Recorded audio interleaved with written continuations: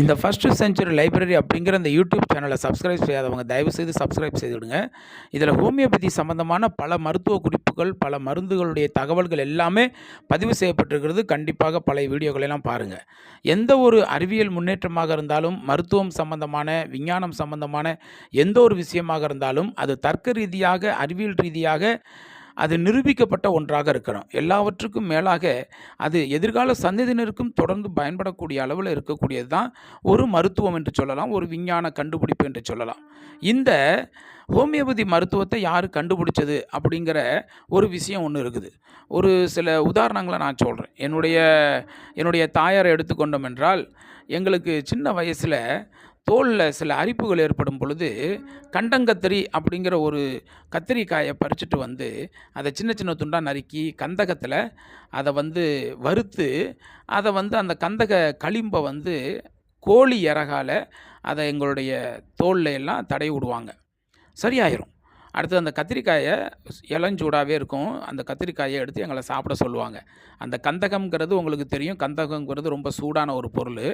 கண்டங்கத்திரியும் அப்படி தான், ஒரு சூடான ஒரு வஸ்து தான், ஒரு பொருள். இது ரெண்டையுமே அந்த கந்தக குழம்புல நல்லா வறுத்து அதை எங்களுக்கு சாப்பிட கொடுப்பாங்க. முள்ளால் எடுக்கிறது அப்படிங்கிறது இதுதான்.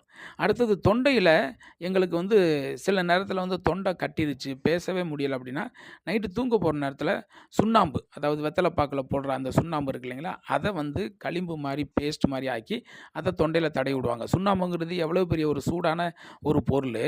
ஏற்கனவே தொண்டை சூட்டுனால தான் கட்டி இருக்குது. சளியெல்லாம் பிடிக்கலை. அதாவது மழை பெய்ததுனால அல்லது குளிர்ச்சினால் சளி பிடிக்கலை. அது சூட்டுனால அந்த தொண்டை இறுகி போயிடுச்சு. அதை சூட்டுனாலேயே அந்த சுண்ணாம்பை தடவி அடுத்த நாள் காலைல சரியாயிரும். இப்படி சொல்லிகிட்டே போகலாம். உங்களுக்கு கூட இது மாதிரி வைத்தியம்லாம் தெரியலாம். முள் குத்திருச்சுன்னா திரும்ப ஒரு முள்ளை வச்சு தான் அந்த முள்ளை எடுக்கிறோம். அப்போ உலகம் முழுக்க ஆதிவாசி மக்களாக இருந்தாலும் சரி, பழைய காலத்துலேயும் சரி, நம்முடைய தாத்தா பாட்டி எல்லாருமே இந்த மருத்துவத்தை, இந்த வகையான ஒரு செயல்முறையை தொடர்ந்து கடைப்பிடிச்சிட்டு தான் இருந்திருக்கிறாங்க. முள்ளால் எடுக்கிறது அப்படின்னு சொல்லிட்டு. இப்போ ஒரு மஞ்சள் காமாலை அப்படின்னு சொல்லிட்டு போகும்பொழுது, அவங்க ஒரு சூடான மஞ்சள் காமாலை அப்படிங்கிறது ஒரு சூடு சம்பந்தமான ஒரு வியாதி. அதற்கு சூடு சம்பந்தமான ஒரு சில பொருட்களை கொடுக்கும் பொழுது தான் அந்த மஞ்சள் காமாலை நோய் சுகமாகுது அப்படின்னு நம்ம நாட்டு மருத்துவத்தில் நம்ம பார்க்குறோம். அது இப்பவும் கூட நடைமுறையில் இருந்துகிட்டு இருக்குது. அப்போ சூட்டால் எடுக்கிறது, முள்ளால் எடுக்கிறது அப்படிங்கிறது தான் அந்த ஹோமியோபதி மருத்துவத்தினுடைய தத்துவமே. இது உலகம் முழுக்க பயன்படுத்தப்பட்டு வந்திருக்குது.